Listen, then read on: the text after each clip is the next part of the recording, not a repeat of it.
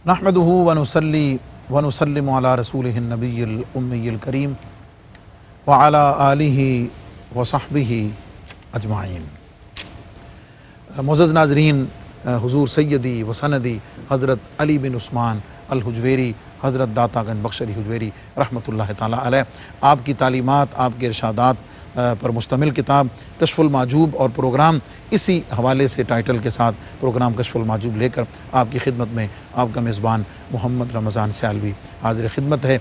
और कश्फुल माजूब शरीफ के अनामीन और मानी की वजाहत और तशरीह के लिए मेरे साथ हमेशा तशरीफ़ फरमा होते हैं आपके हम सब के मुअज़्ज़ज़ व मोहतरम और महबूब मेहमान हज़रत अल्लामा मोहम्मद शहज़ाद मुजद्दिदी साहब। अस्सलामु अलैकुम व रहमतुल्लाहि व बरकातुहू। मुअज़्ज़ज़ नाज़रीन, 11वां बाब है कश्फुल माजूब शरीफ का और ज़िक्र है हज़रात अइम्मा तबा ताबईन रिदवानुल्लाह ताला अलैहिम अजमाइन का।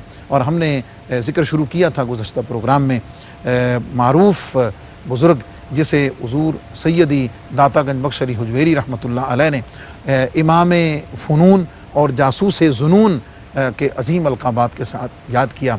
मेरी मुराद हज़रत अबू अब्दुल्ला हारिस बिन असद मुहासिबी रहमतुल्लाह ताला अलैह।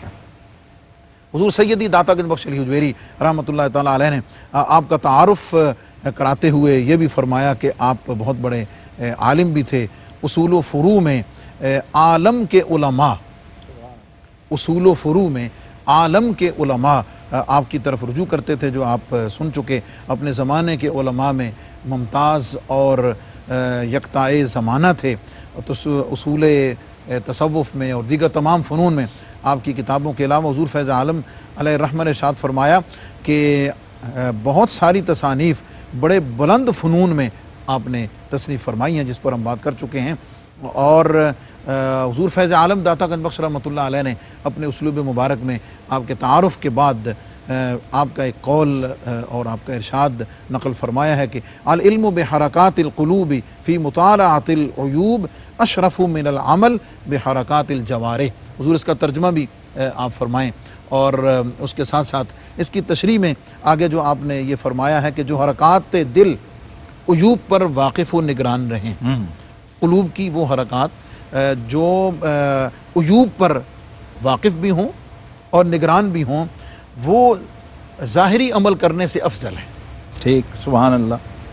बिस्मिल्लाहिर्रहमानिर्रहीम, अल्हम्दुलिल्लाहि रब्बिल आलमीन वस्सलातु वस्सलामु अला अशरफिल अंबिया वल मुरसलीन व अला आलिहि व सहबिहि अजमाइन। मुफ्ती साहब, चूँकि सूफिया के इमाम की हम बात कर रहे हैं और सूफिया के इमाम होने का मतलब ये है कि ऐसी हस्ती, एक ऐसी शख्सियत जो कुरान व हदीस के समंदर में गवासी करने के बाद वहाँ से उलूम व हिकमत और मुआरिफ के मोती चुनने के बाद मैदान में उतरा है। अब वो जब भी बोलेगा, जब भी कलाम करेगा, तो उसके लफ्ज़ों से, उसकी गुफ्तगू से वही मुआरिफ छलकेंगे, वो मारिफत छलकेगी। जैसे सैयदना अलीउल मुर्तज़ा रज़ियल्लाहु अन्हु फरमाया अलमरउ अला तहत लिसानिही, बंदा अपनी ज़बान के नीचे छुपा होता है। तो उसके कलाम से और उसके बोलने से हमें अंदाज़ा हो रहा होता है कि इसकी रसाई कहाँ तक है। तो ये खालिसतन इल्म बातिन से मुतल्लक़ कौल है जी, ये जो आपका इरशाद गिरामी है। अच्छा, इसको बाज़ नुस्खों के अंदर इस तरह लिखा है, लेकिन हज़रत इमाम अबू अब्दुर्रहमान अस्सुलमी रहमहुल्लाह ने तबक़ातुस सूफिया के अंदर इसको लिखा अल अमलु बिहरकातिल क़ुलूब फ़ी मुतालआतिल ग़ुयूब। जी, यहाँ पर उयूब है। जी हाँ, और इल्म की जगह अमल है, अमल है। अशरफ़ु मिनल अमल बिहरकातिल जवारिह। और हुज़ूर फ़ैज़ आलम ने इसकी तशरीह मैं इसको यहाँ आपकी इजाज़त से ऐड कर देता हूँ। यानी एक तो ग़ुयूब है ना जी, उयूब और ग़ुयूब, और एक है कि इल्म की जगह अमल। जी हाँ, और आप ये तो तस्हीह फरमा दी, उसकी तस्हीह फरमा दी। तो ये ज़रा इसको इल्म पढ़ा जाए, अमल ना पढ़ा जाए, ये तो आपने तस्हीह फरमाई, क्योंकि उस दौर में ऐसा हुआ होगा जी। लेकिन उयूब की जगह ग़ुयूब, जी हाँ, उयूब की जगह ग़ुयूब दुरुस्त है जी, क्योंकि ये गालिबन उसकी किताबत की गलती है। ग़ुयूब है क्योंकि मुताला ग़ुयूब का होता है, उयूब का नहीं जी। और चूँकि मैदान भी ऐसा है जी, अल अमलु बिहरकातिल क़ुलूब फ़ी मुतालआतिल ग़ुयूब। अब मैं यहाँ आपका एक कॉल पेश करता हूँ रिआया लि हुकूक़िल्लाह से। जी, बहुत साल पहले मैंने नकल किया था अपनी किताब में جب میں نے یہ قول پڑھا تو مجھے پھر وہ یاد آیا. آپ فرماتے ہیں التطہیر خیر من عمل البر دون تطہیر. سبحان اللہ. التطہیر خیر من عمل البر دون تطہیر. تزکیہ نفس میں لگے رہنا بغیر تزکیہ نفس کے نیک عمل سے بہتر ہے. سبحان اللہ. اس کو ذرا میں اپنے معزز ناظرین کے لیے چاہوں گا کیونکہ یہ بڑی فکر انگیز بہت بڑی گہری بات ہے. امام ہے نا، امام کلام الامام امام الکلام. جی. تو تطہیر یعنی اپنا تزکیہ نفس، اپنی باطنی صفائی میں مشغول رہنا. خیر من عمل البر دون تطہیر، اس نیک عمل سے بہتر ہے جو بغیر تزکیہ کے حصول کے کیا گیا. اللہ سبحان اللہ. اس کو صوفیہ نے اور بھی آسان کیا. وہ فرماتے ہیں کہ بغیر باطنی صفائی کے نفل پڑھنا ایسا ہے جیسے بے وضو نماز پڑھنا. اللہ سبحان اللہ. پھر حضرت امام ربانی مجدد الفسانی رحمۃ اللہ فرماتے ہیں کہ نفی اس بات کے جھاڑو سے باطن کی صفائی کیے بغیر نوافل اور نفلی اذکار و عبادات میں مشغول ہونا وہ ایسے ہے جیسے بے وضو نماز پڑھنا. تو اب چونکہ معاملہ علم باطن کا ہے اور یہ طے ہے، انڈرسٹوڈ ہے تمام ہمارے علماء میں، علماء ظواہر، علماء باطن، علماء شریعت و طریقت میں، کہ جو صدقہ سری ہے وہ صدقہ جاہری سے افضل ہے. جی. جو ذکر خفی ہے وہ ذکر جلی سے افضل ہے. وہ حدیث پاک میں بھی ہے خیر ذکر الخفی، بہترین ذکر جو ہے وہ خفی. تو علوم باطنیہ جو ہیں اس کی طرف چونکہ ہماری توجہ بہت اب تو کم ہو گئی، ورنہ یہ وہ ائمہ ہیں جنہوں نے باقاعدہ ان علوم کو بھی مدون کیا، مرتب کیا اور اس پہ کلام کیا اور اس پہ کتابیں لکھی. جی. اب وہ چلن ختم ہو گیا. تو فرماتے ہیں کہ حرکات قلوب کے ساتھ اعمال باطنی کے اندر مشغول رہنا، یعنی باطنی طور پر اپنے جو غیبی اور روحانی امور ہیں ان کی طرف متوجہ رہنا، جی. وہ اس عمل سے بہتر ہے جو صرف ظاہری اعضاء کی سطح تک محدود ہے. یعنی ایک ایسا عمل جس میں آپ کا باطن شامل نہیں، صرف ظاہر ہے. ظاہر ہے، وہ عمل جو ہے اس سے یہ چیز بہت افضل ہے اور بہت بہتر ہے کہ آپ باطن کی اصلاح میں لگیں. اب حضور داتا صاحب رحمۃ اللہ نے کشف المحجوب میں ایک جگہ لکھا، اور یہ ایسا قول ہے کہ اس کو سونے کے لفظوں سے جلی حروف سے لکھ کے تو لگایا جانا چاہیے. آپ فرماتے ہیں کہ اگر تیرا ظاہر تیرے باطن سے بہتر ہے جی تو اس سے 1000 درجہ بہتر ہے کہ تیرا باطن تیرے ظاہر سے بہتر اللہ کی نظر میں. اب دیکھیے قرآن و حدیث سے جڑی ہوئی چیز. جی ہاں، اسی سے لی ہوئی ہے. اور صحیح مسلم میں ہے نا، ان اللہ لا ينظر الى صورکم ولکن ينظر الى قلوبکم والى نیاتکم. اللہ تمہارے ظاہر کو نہیں دیکھتا، وہ تمہارے باطن کو دیکھتا ہے. اور امام غزالی رحمہ اللہ نے حدیث احیاء میں نقل کی ہے کہ اللہ تعالیٰ اس نماز کی طرف دیکھتا بھی نہیں ہے جس میں نمازی کا قلب شامل نہ ہو. مفتی صاحب ہم نیت کی جب بات کرتے ہیں تو اب آپ فرمائیے بطور مفتی جی ہاں کہ نیت کسے کہتے ہیں؟ اللہ. نیت زبان کا فعل ہے یا نیت دل کا فعل؟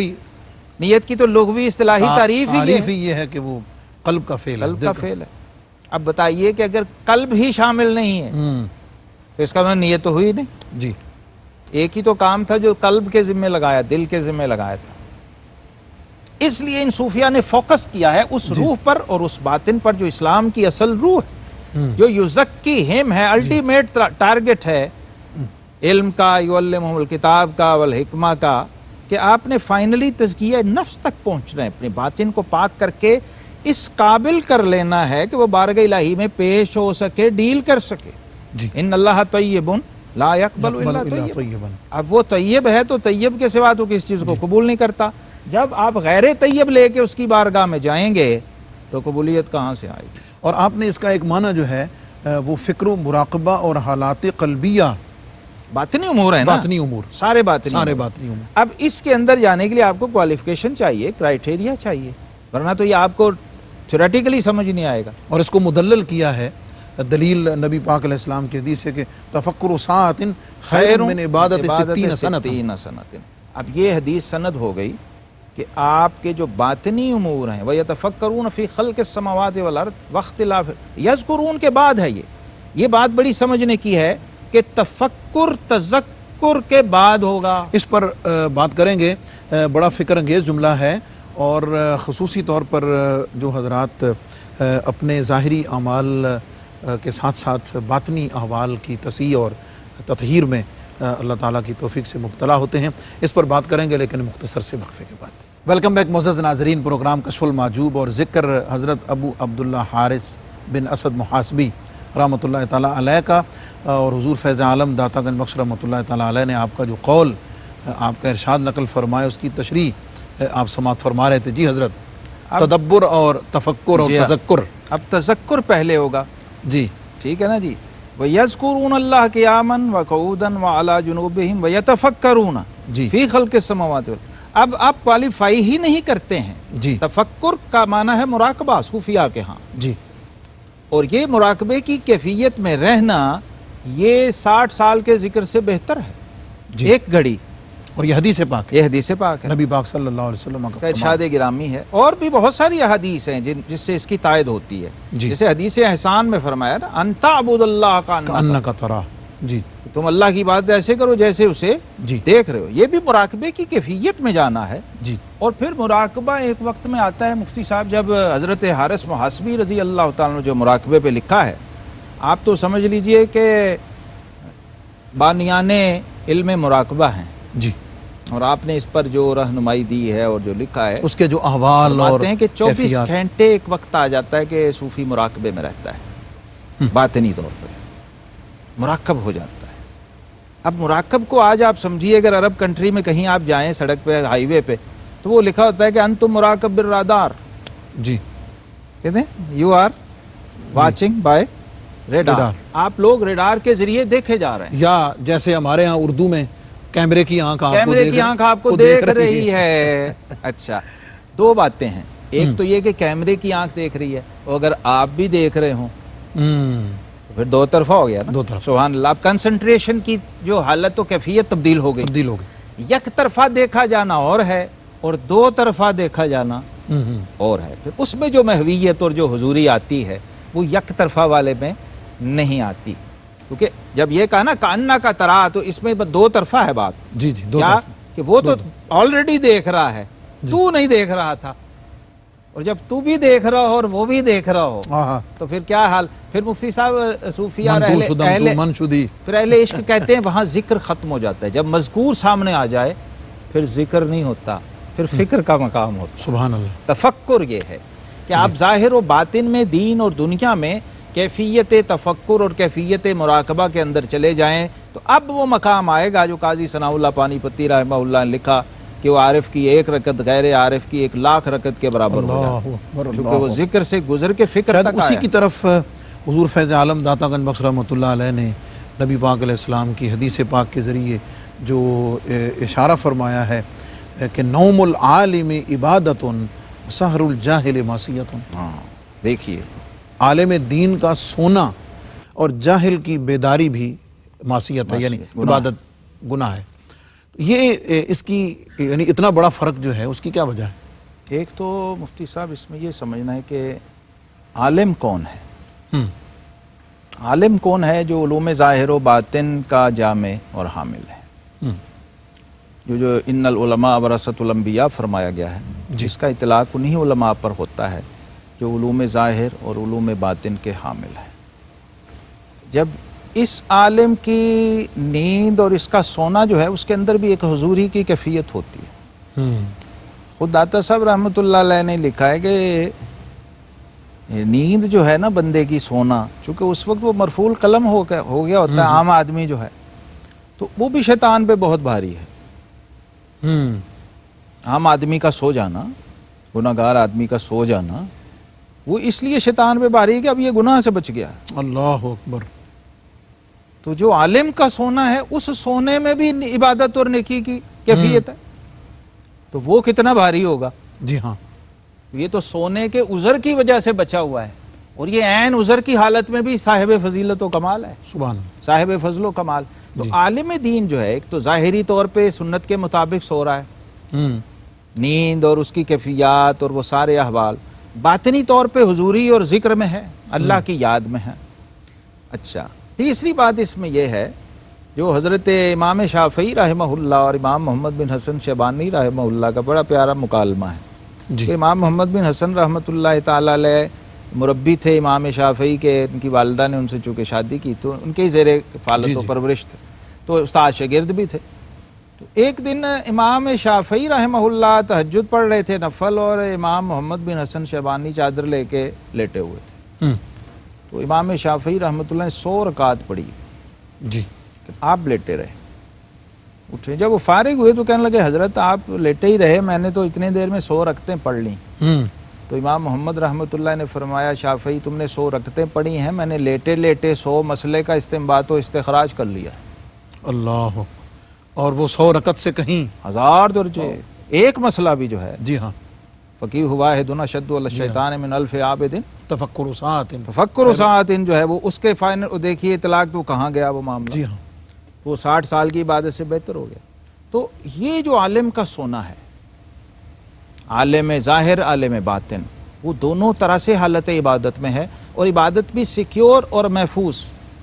اور حضرت اس میں یہ بھی اس سے اگلی غور کرنے کی بات ہے کہ ایک محض عالم ہے جو علوم ظاہری، اور اگر وہ حضرت ابو عبداللہ حارث محاسبی، حضرت داتا گنج بخش علی حجویری، امام اعظم اگر وہ ہستی ہے، حضرت خواجہ اجمیری، اگر ان جیسی ہستی ہو تو ان کے سونا سبحان اللہ، اور تفکر اس حوالے جو حدیث پاک ہے نا تنام عینائی ولا ینام قلبی، جی، کہ میری آنکھیں سوتی ہیں میرا دل نہیں سوتا، سبحان اللہ، یہ لوگ اس کے مظاہر تھے، باطنی طور پر بھی حالت حضوری میں ہوتے تھے۔ اور وہ جو فرمایا نا کہ ابھی تو عند ربی ہوا یطعمنی و یسقینی، ہوا یطعمنی و یسقینی، کہ میں رات اپنے رب کے پاس ہوتا ہوں، مجھے کھلاتا بھی ہے اور پلاتا بھی۔ اب ان لوگوں کا سونا جو ہے نا مفتی صاحب، سونا بھی 2 طرح کا ہے نا، ایک سونا ہے غفلت سے سونا، اور ایک ہے حضوری کے عالم میں سونا۔ سبحان اللہ۔ اب جو حضوری کا سونا ہے، بعض دفعہ ایسا بھی ہوتا ہے، بزرگوں نے کہا، پیر میر علی شاہ صاحب رحمۃ اللہ علیہ اور بھی کئی بزرگوں نے، سوئے تو دیدار مصطفیٰ صلی اللہ علیہ وسلم نصیب ہو گیا، جی، سبحان اللہ، سنتیں چھوٹی تھیں، جی، غیر موقدہ سنتیں رہ گئی تھیں، تو آقا علیہ السلام کا دیدار ہو۔ اب وہ سوچئے کہ جن کا سونا یہ ہے ان کی بیداری کیسی ہوگی۔ سبحان اللہ۔ اور پھر وہ کہا کرتے تھے کہ یار ایسے سونے پہ ہزاروں شب بیداریاں قربان ہیں جس میں محبوب کا دیدار نصیب ہو جائے، جو ہمیں حضوری، ہمارے لیے حضوری کا ذریعہ بن جائے۔ تو کسی کو دیدار الہی ہو رہا ہے، کسی کو دیدار مصطفیٰ صلی اللہ علیہ وسلم نصیب ہو رہا ہے، کئی احوال و کیفیات ہیں، چونکہ اس کو نبوت کا 36واں یا 46واں حصہ فرمایا گیا خواب کو، جی، اور لَهُمُ الْبُشْرَىٰ فِي الْحَيَاةِ الدُّنْيَا فِي الْآخِرَةِ، قرآن میں اسی کو کہا گیا۔ تو ان کے سونے کو محض وہ نیند یا سونا نہ سمجھا جائے، غفلت کی، ہاں، بلکہ ان کا سونا جو ہے وہ عبادت کی معراج ہوتا ہے۔ سبحان اللہ۔ اس لیے وہ جاہل کی شب بیداری سے بہتر۔ اور جاہل کی شب بیداری کا کیا حال ہے؟ نبی کریم علیہ السلام نے فرمایا کہ جاہل کی عبادت ایسی ہے جیسے خراس کا گدھا ہے، صبح سے شام تک گھوم رہا ہے، مشقت کر رہا ہے، لیکن حاصل کچھ نہیں ہے، وہیں کا وہیں کھڑا ہے۔ اور پھر آپ نے علم و عمل کا آگے موازنہ کر کے اور اس کو کھول دیا ہے کہ علم اللہ کی صفت ہے، عمل بندے کی صفت ہے۔ سبحان اللہ۔ اس کو اور کھولا آگے، اور یہی چیز اور کھل رہی ہے اسی سے۔ اور اسی میں یہ جملہ کہ علم انسان کو درجہ کمال تک پہنچانے والا ہے، اور جہالت اللہ رب العزت کی بارگاہ میں سے روکنے کرنے والی بات ہے۔ اب یہ بھی ساتھ آپ جب ایڈ کر لیتے ہیں جی، تو سمجھ آتی ہے کہ جاہل جو ہے وہ خیر اور عبادت میں بھی ہو تو ہر وقت خطرے میں ہے، رسک پہ ہے، کیونکہ قرآن نے کہا فوائل للمصلین الذین هم عن صلاتهم ساہون الذین هم یراؤون، جی جی، یہ بھی فرمایا گیا، جی ہاں، کہ نمازی ہیں لیکن ہلاک ہو گئے۔ ہاں، یہ جاہل ہی ظاہر ہے، بے خبری۔ مفتی صاحب ایک میں کمال بات صوفیہ فرماتے ہیں کہ جب بھی کوئی بندہ گناہ کرتا ہے وہ جاہل ہوتا ہے، اللہ اکبر، اس وقت وہ جاہل ہو جاتا ہے، اس وقت وہ جاہل ہو جاتا ہے، اس وقت وہ جاہل ہو جاتا ہے۔ ہاں، تو یہ سمجھنا چاہیے کہ جو شخص 24 گھنٹے معصیت میں ہے یا جہالت میں ہے، اور میں سمجھتا ہوں کہ جہالت بعض دفعہ معصیت سے بھی زیادہ خطرناک ہوتی ہے۔ معصیت سے صرف اعمال کو خطرہ ہوتا ہے، جہالت سے ساتھ ایمان کو بھی خطرہ ہوتا ہے۔ بعض دفعہ ایسا ممکن ہے کہ کوئی شخص، ابلیس کو ہی لے لیجیے آپ، ہاں جی، وہ جاہل تو نہیں تھا، کیا عبادت کر رہا ہے اور ہاں۔ کہاں پہنچا ہوا ہے، لیکن پھر ایک ایسا وہ ٹھوکر لگتی ہے کہ وہ جناب عرش معلیٰ کی بلندیوں سے پاتال کی پستیوں میں جا گرتا ہے۔ جاہل اس لیے ہر وقت رسک میں رہتا ہے، اور عالم کا کمال یہ ہوتا ہے، اور شیطان اسی لیے عالم سے زیادہ گھبراتا ہے، اور اس کی تھوڑی عبادت بھی اسے گراں گزر رہی ہوتی ہے کہ وہ کم از کم اتنا جانتا ہے کہ میں نے 2 نفل ہی پڑھنے ہیں، لیکن ان کو بچا کے صحیح طرح پڑھنی ٹھیک ہے، فرائض واجبات کو مکروہ کو مستحبات وہ تو نہیں رہ گیا ظاہری، اور جو صوفی ہے وہ ساتھ باطن کا بھی خیال رکھ رہا ہوتا ہے۔ جی جی، تو جو غیر عالم غیر صوفی ہے، عبادت میں لگا ہوا ہے، اس کو اسی لیے خلاص کا گدھا کہا گیا کہ کسی بھی وقت اتنی عبادت کے باوجود شیطان کا ایک بھی حملہ یا اٹیک یا وسوسہ آیا تو اس عبادت سمیت وہ جو پچھلی ہے ان تحبط اعمالکم وانتم لا تشعرون کے زمرے میں نہ آ جائے۔ اس لیے کبھی بھی جاہل کو خود اور کسی کو جاہل کی عبادت کا موازنہ کسی عالم کے کسی عمل نیند یا کسی اس سے نہیں، اس کی ایکٹیویٹیز اتنی اہمیت کی حامل ہیں کہ ائمہ فرماتے ہیں، سیدنا ابراہیم ابن ادم فرماتے ہیں، جب حدیث کا عالم صرف حرکت میں ہوتا ہے، چل پھر رہا ہوتا ہے، آ جا رہا ہوتا ہے، پڑھانے یا پڑھا کے آ رہا ہوتا ہے، تو اس کی اس حرکت کی برکت سے قوم سے معاشرے سے کئی عذاب اور وبال اور وبائیں ٹل رہی ہوتی ہیں۔ اللہ اکبر، اللہ، قبرستان سے گزر جائے تو اس کی عذاب برکت اٹھا سے لیا قبروں کے عذاب اٹھ رہے ہوتے ہیں، زندوں کی بلائیں ٹل رہی ہوتی ہیں، فوت شدگان کو برکتیں مل رہی ہوتی ہیں، چونٹیاں، مچھلیاں، ملکوت کے فرشتے اس کے لیے دعائیں اور مغفرت کی مناجات کر رہے ہوتے ہیں۔ تو اس لیے اس کو ایزی نہیں لینا چاہیے عوام کی طرف سے، یہاں تک کہ اگر غیر عالم بہت عبادت بھی کر رہا ہے اور عالم کی ظاہری کوانٹٹی کے اعتبار سے عالم عبادت کم بھی نظر آ رہی ہے تو اس کا بھی کمپیریزن نہیں ہے۔ یہ ہمارے یہاں ایک عام تاثر ہے، جی ہاں، یہ نہیں ہونا چاہیے۔ سمجھنا چاہیے کہ قل هل يستوي الذين يعلمون والذين لا يعلمون، یہ تو نص سے ثابت ہے کہ وہ ہر حال میں اس سے افضل ہے۔ سبحان اللہ۔ علم اور عمل میں خصوصی تعلق اور عمل کے صحیح ہونے کے لیے علم کتنی بڑی اہمیت کا حامل ہے اور کتنی اہم بنیاد ہے عمل کے لیے، اور اس کے ساتھ اگر روحانی تزکیہ اور تصوف اور نیت کی اصلاح اور قلب اور مراقبہ اور احوال اگر نگاہوں میں آ جائیں تو پھر اللہ رب العزت کے ہاں وہ کس تقرب اور کس منزل کو جا کے پہنچتا ہے آپ نے سماعت کیا ہے۔ حضور فیض عالم داتا گنج بخش رحمۃ اللہ تعالیٰ علیہ نے حضرت ابو عبداللہ حارث بن اسد محاسبی کا ایک اور قول نقل فرمایا ہے، اسے ہم بیان کریں گے اور اس کی تشریح بھی حضرت فرمائیں گے، لیکن مختصر سے وقفے کے بعد۔ ویلکم بیک معزز ناظرین، پروگرام کشف المحجوب اور ذکر ہے حضرت ابو عبداللہ حارث بن اسد محاسبی رحمۃ اللہ تعالیٰ علیہ کا، جن کا تعارف حضور فیض عالم داتا گنج بخش رحمۃ اللہ تعالیٰ علیہ نے امام فنون اور جاسوس ظنون کہہ کر فرمایا، اور علم و عمل کے باہمی ربط اور تعلق میں، علم کی اہمیت میں اور جہالت کے نقصان میں، اور خاص طور پر معرفت الہی کے حصول میں علم کی اہمیت کتنی ہے، اور جاہل جو ان علوم سے ہٹا ہوا ہے، دور ہے، وہ ہر وقت کتنا خطرے میں ہے، کتنے رسک پر ہے، آپ نے سماعت کیا۔ حضور سیدی فیض عالم داتا گنج بخش رحمۃ اللہ تعالیٰ علیہ نے حضرت ابو عبداللہ حارث بن اسد محاسبی کا ایک اور ارشاد نقل فرمایا کہ آپ نے ایک دن ایک درویش کو دیکھا اور دیکھ کر فرمایا کن للہ و الا فلا تکن۔ عربی کا بڑا جامع سا ایک ارشاد ہے کہ کن للہ و الا فلا تکن، جس کا مطلب یہ ہے کہ تو یا تو اپنے آپ کو اللہ کے سپرد کر دے یا پھر فنا ہو جا، یعنی یا بحق باقی بن یا از خود فانی ہو جا۔ حضور کیسا یعنی مقصد حیات جو ہے، کیا کہنے، مقصد حیات کو ان صلاتی و نسکی و محیای و مماتی للہ رب العالمین، اللہ سبحان اللہ سبحان اللہ، کیا کہنے۔ فرماتے ہیں کہ خداوند را تعالی باش و اگر نہ خود مباش، یا تو اللہ کا ہو جا یا پھر خود بھی نہ رہ، مٹ جا، فنا ہو جا۔ یعنی نتیجہ یہ نکلا کہ اگر رہنا ہے تو پھر رب کا ہو کے رہے، ورنہ نہ رہے، ورنہ تیرا ہونا نہ ہونا برابر۔ تجھی کو جو یہاں جلوہ فرما نہ دیکھا برابر ہے دنیا کو دیکھا نہ دیکھا۔ تو وہ جو پنجابی میں بزرگ کہتے ہیں نا کہ اللہ اللہ کہو، اللہ رہے تو نہ رو۔ اللہ اللہ کہنے کا مطلب تو یہ ہے نا، اللہ کے مقابلے میں کوئی کیا رہے گا، کل من علیہا فان۔ جی جی، اس کے سامنے یا اس کے موجودگی میں اپنے وجود کا احساس بھی گناہ ہے۔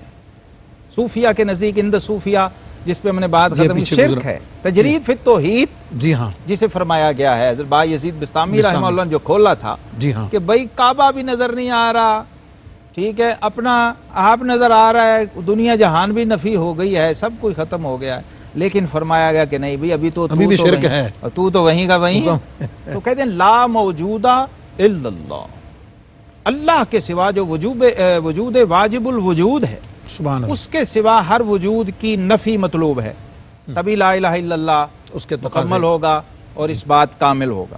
اس لیے فرمایا کہ کن للہ و الا فلا تکن، یا تو اللہ کا ہو جا یا پھر تو خود نہ رہ، بقا اور فنا یہ اس سے عبارت ہیں دو چیزیں، جی فنا پہلے ہے بقا بعد میں ہے، نفی پہلے ہے اس بات بعد میں ہے، جب تک نفی نہیں ہوگی اس بات کہاں کا۔ حالانکہ عام لوگوں کا تاثر یہ ہے کہ بقا پہلے ہے فنا بعد میں ہے، بالکل نہیں، حالانکہ صوفیہ کے الٹ ہے اور یہی صحیح وہ ہے۔ کہتے ہیں کہ خواجہ عطار فرماتے ہیں معرفت فانی شدن در وے بود، ہر کے فانی نے اس تعارف کے بود، سبحان اللہ، تو جب ابھی تو فانی ہی نہیں ہو تو باقی کہاں سے آئے گا بھائی، کیونکہ یہ بقا فنا سے پہلے ہے، جو بقا فنا سے پہلے اسی کو تو مٹانا تھا، کیونکہ وہ نفسانی تھی، وہ بقائے جسمانی تھی، وہ بقائے عقلی و ذہنی تھی، بقائے دنیاوی تھی، اسی کی نفی کر کے پھر بقائے حقیقی کو پانا تھا، باقی باللہ بننا تھا۔ ہاں سبحان اللہ، تو باقی ہے لیکن باقی باللہ ہے۔ اچھا یہ کمال تب آپ کو ملے گا جو فرما دیا۔ اب یہ کون فرما رہا ہے؟ اللہ اکبر، حضرت سیدنا حارث محاسبی فرما رہے ہیں، پورے معرفت کے نظام کو اس ایک جملے کے اندر آپ نے بند کر دیا، یعنی بحق باقی باش یا از وجود خود فانی۔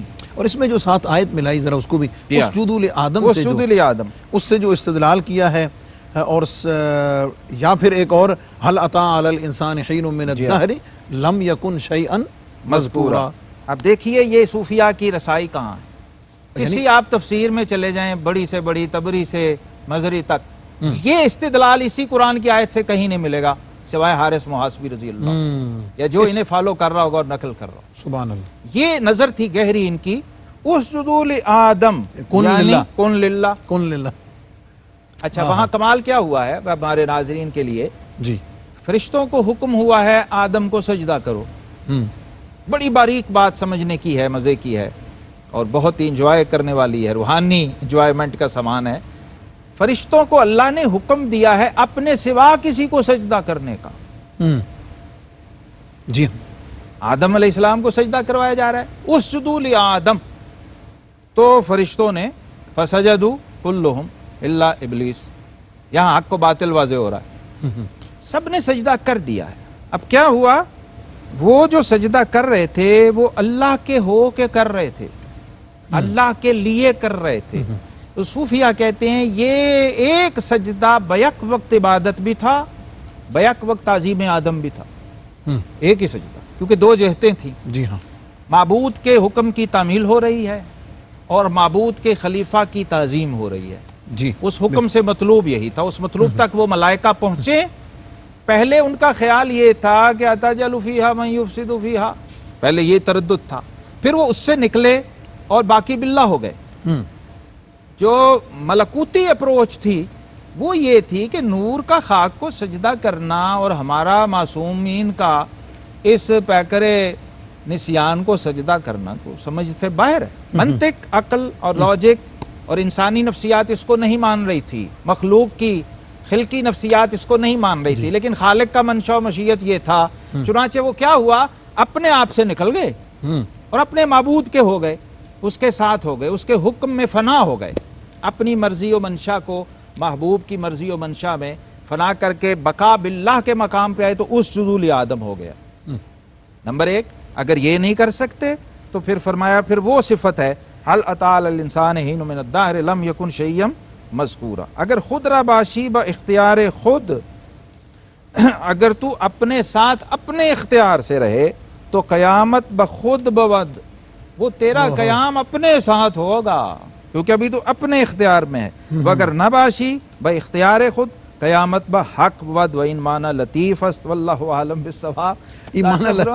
بہت باریک معنی ہے، اس میں کوئی شک نہیں ہے، لیکن الحمدللہ داتا صاحب کی برکت سے، جی ہاں، حضرت حارث محاسبی رضی اللہ عنہ کی برکت سے یہ بات ہم کھول رہے ہیں، اس کو واضح کر رہے ہیں اور قرآن کی نص سے کر رہے ہیں. خوشی یہ ہے کہ ہمارے ائمہ، ہمارے اسلاف، ہمارے صوفیاء قرآن کی آیتوں سے استدلال کرتے ہیں اور وہ لطیف معنی نکالتے ہیں قرآن سے جہاں عام عالم ظاہر کی رسائی نہیں ہے.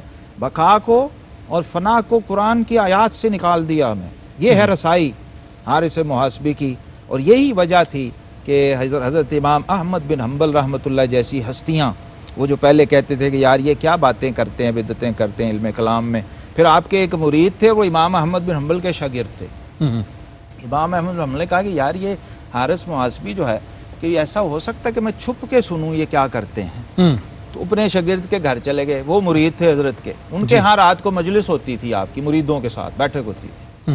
تو انہوں نے کہا ٹھیک ہے حضور آپ آ جائیں، تشریف لے آئیں، تو آپ کا اعتراض رفع ہو جائے گا. انہیں آپ کو میں چھپا دوں، انہیں نہیں پتا ہوگا کہ آپ آئے ہیں نہیں آئے، سننے دیں، وہ اپنی جیسے روٹین میں. انہوں نے اپنی مجلس سے جائی، امام احمد بن حنبل رحمۃ اللہ میں خفیہ بیٹھا پردے میں، دیکھا کیا کرتے ہیں یہ صوفی لوگ اور یہ حارث محاسبی کیا کلام. تو وہ کہتے ہیں کہ میں نے حضرت کو علیحدہ ایک کمرے میں بٹھا کے پردہ ڈال دیا، حضرت کے امام محاسبی کی محفل شروع ہو گئی، مرید حال کیفیات. آپ نے پھر جب کلام شروع کیا اور وہ معارف کے موتی لٹائے، تو کہتے ہیں میں تھوڑی دیر بعد امام احمد حنبل کو دیکھنے گیا نا، تو وہ رو رو کے بے ہوش کی کیفیت میں جا چکے ہوئے تھے. پھر وہ مجلس برخاست ہوئی، وہ چلے گئے، تو میں نے حضرت امام احمد حنبل رحمۃ اللہ کو جا کے پوچھا کہ حضور خیری. بڑی دیر بعد وہ ہوش میں آئے، کہنے لگے سنائیں. کہنے لگے میں نے اپنی کل زندگی میں ایسا انسان اور ایسا کلام نہ دیکھا ہے نہ سنا ہے. سبحان. یہ تو لگتا ہے کہ علم اس شخص پہ اترتا ہے اور یہ بولتا جاتا ہے. تو اس کے زہد، ورع، علم اور معارف میں مجھے کوئی شک نہیں ہے، لیکن پھر بھی اپنے شاگردوں کو فرمایا کرتے تھے ان کے پاس نہ جانا. اس پہ امام سبکی نے بہت اچھا تبصرہ کیا طبقات میں. وہ کہتے ہیں وہ اس لیے کہتے تھے کہ ان کے کلام کو نہ سمجھنے کی وجہ سے کہیں ان کی بے ادبی نہ کر بیٹھو، کہیں اعتراض نہ کر بیٹھو، ان کے مقام و مرتبے تمہارے فہم و سوچ سے بہت بلند ہیں. وہاں وہ جائے جو ان کی بات کو سمجھ سکتا ہے، اور یہ خوراک وہ کھائے جو اس کو ہضم کر سکتا ہے، کیونکہ ہاتھیوں کی غذا چونٹیاں ہضم نہیں کر سکتی. جس میں اس چیز کو موجودہ دور میں اور موجودہ دور کے مستصوفین یا متصوفین کے احوال کے ساتھ لنک ہمارا طریقہ ہوتا ہے کہ ہم کہیں نہ کہیں اس کو، تاکہ ہمارے ناظرین اس حوالے سے بھی اویئر رہیں اور انہیں یہ معلوم رہے. یہ جو ایک عام کہہ دیا جاتا ہے کہ جناب ہمیں علم لدنی حاصل ہے، جی